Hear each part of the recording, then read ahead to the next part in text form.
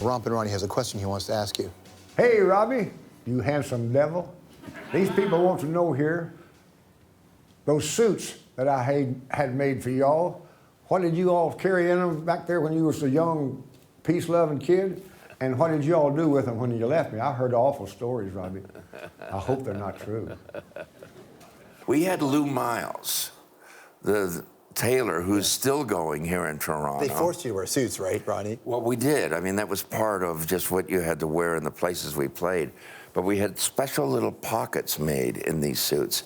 And in those little pockets, we carried blackjacks because we played some rough joints, some very dangerous things that we were lucky that we got out alive. And it was just, and nobody said, whoa, wait a minute, we got to carry weapons to play this music? You had a gun in your pocket. Right. It was called, yeah, that comes with the gig.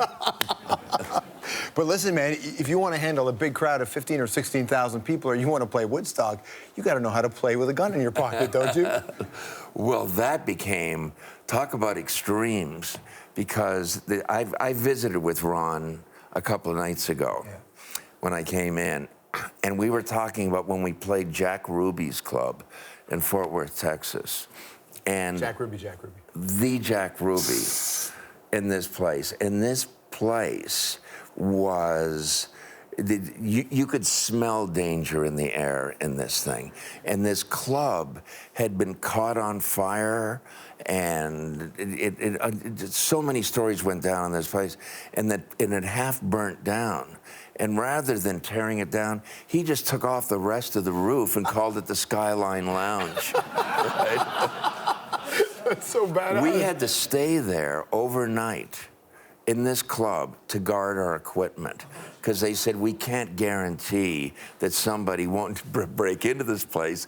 It wasn't that secure and steal your equipment. You think, man, like, and we had to do this with guns, sitting there, because if somebody was going to come in, what are you going to do? We did this, and one night we heard this strange sound.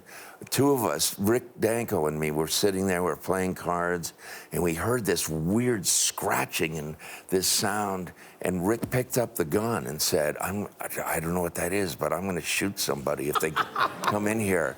And it was dogs, like police dogs, and they were scratching at the floor, and these cops were coming in. Rick was pointing a gun at them when they came around the corner. That's not the place to point a gun at a cop, if any place. And they said, boy, you boys are lucky we didn't let these dogs go, because they would have eat up your ass. I'll tell you right.